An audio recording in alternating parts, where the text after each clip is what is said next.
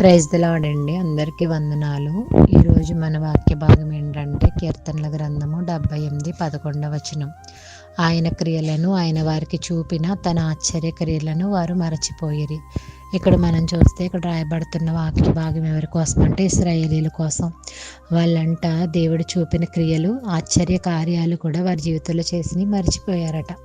ఇక్కడ మనం చూస్తే ఇశ్రాయేల్ కోసం మనం ఆలోచిస్తే వాళ్ళు వెట్టి చాకరీ చేసేవారిగా ఒక బానిస బ్రతుకుతుంటే వారిని చూడలేక దేవుడు మోషేని రేపి ఎన్నో కార్యాలు నీళ్ళ రక్తంగా మార్చి కరణి పాముగా మార్చి పేలు తీసుకొచ్చి అన్నీ చేసి అసలు ఇశ్రాయేల్ ప్రాంతంలో ఏ ఇబ్బంది లేదు.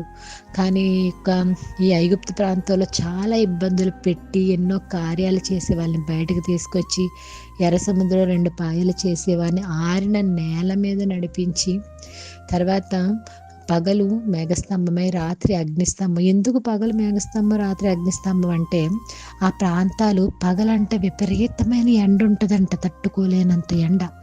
నైట్ చూస్తే విపరీతమైన చలి ఉంటుందంట. నైట్ ఏమో మంట కాసుకుంటారంట, పగలేమో ఇబ్బంది పడిపోతూ ఉంటారంట. అటువంటి ప్రదేశాల్లో వాళ్ళు ఇబ్బంది పడకుండా దేవుడు ఏం చేశాడంటే పగలు మేఘస్తంభముగా రాత్రి అగ్నిస్తంభముగా వారి మధ్య ఉండి వారిని నడిపించి బండను చీల్చి నీరిచ్చి ఇన్ని కార్యాలు చేసినప్పటికీ కూడా వాళ్ళు ఏం చేస్తున్నారు, ఆ కార్యాలన్నీ మర్చిపోయారట. ఎప్పుడో జరిగిన ఇశ్రాయేలు గురించి మనం ఇప్పటికీ చెప్పుకుంటున్నాం కదా. మరి మన జీవితంలో దేవుడు ఏం కార్యాలు చేయలేదా? అనారోగ్యంగా ఉన్నప్పుడు ఆరోగ్యం ఇవ్వలేదా? అప్పులతో బాధపడుతున్నప్పుడు అప్పులు ఎవరో ఒకరిని ప్రేరేపించి తీర్చలేదా? లేకపోతే నువ్వు ఇబ్బందుల్లో ఉన్నప్పుడు, లేకపోతే మనకి ఏదో ఒక గొడవలు ఉన్నప్పుడు ఆ గొడవలు ఎవరో ఒకరి ద్వారా తీర్చలేదా? దేవుడే మన పట్ల ఎన్నో కార్యాలు చేస్తే అవన్నీ మర్చిపోయి ఇశ్రాయేలీయులు ఇలా చేశారు అని అనడానికి మనం సరిపోతామా? మనము ఎందుకు ఆయన చేసిన కార్యాలు చూడలేకపోతున్నాం? ఈ రోజు నుంచి మనం అందరూ చేయాల్సిన పని ఏంటంటే ఆయన చేసిన కార్యాలు చూడాలి. ఇశ్రాయేలుల వల్లే మనం ఉండకూడదు. ఒక వాక్యం ఉంది కదా, ఈ సంగతులు యుగాంతమందున్న మీకు బుద్ధి చెప్పడానికి రాయబడ్డాయి. పాత నిబంధన గ్రంథంలో వాళ్ళని మనం చూసినప్పుడు మనకి బుద్ధి రావాలి.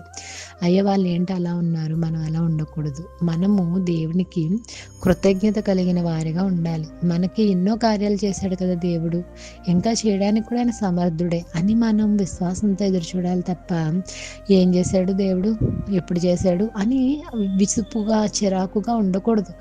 వాళ్ళు అలా సనిగే కదా చాలామంది నాశనం అయిపోయారు ఇశ్రాయేలీయులు మనం చూస్తాం. కాబట్టి మన లైఫ్లో సనుగులు సంశయాలు మాని ఆయన చేసిన కార్యాలను తలపోసుకుంటూ ఆయన కృతజ్ఞత కలిగి జీవిస్తే ఆయన అప్పుడే అలాంటి వాడు, ఇప్పుడు అలాంటి వాడే. నిన్న నేడు మారని మన దేవుడు మన కోసం మంచి జీవితాన్ని ఇస్తాడు. కాబట్టి మనలో మన జీవితంలో చేసిన ఆశ్చర్య కార్యాలని మనం మర్చిపోకుండా ఆయన కృతజ్ఞత కలిగి జీవిద్దాం. ఇశ్రాయేలుల వలె మనం ఉండకుండా మనం ఎప్పటికప్పుడు మన జీవితాన్ని సరిదిద్దుకుందాం. ఈ చిన్న వాక్యం దేవుడు తన వినికుల్లో దీవించునుగాక. ఆమేన్.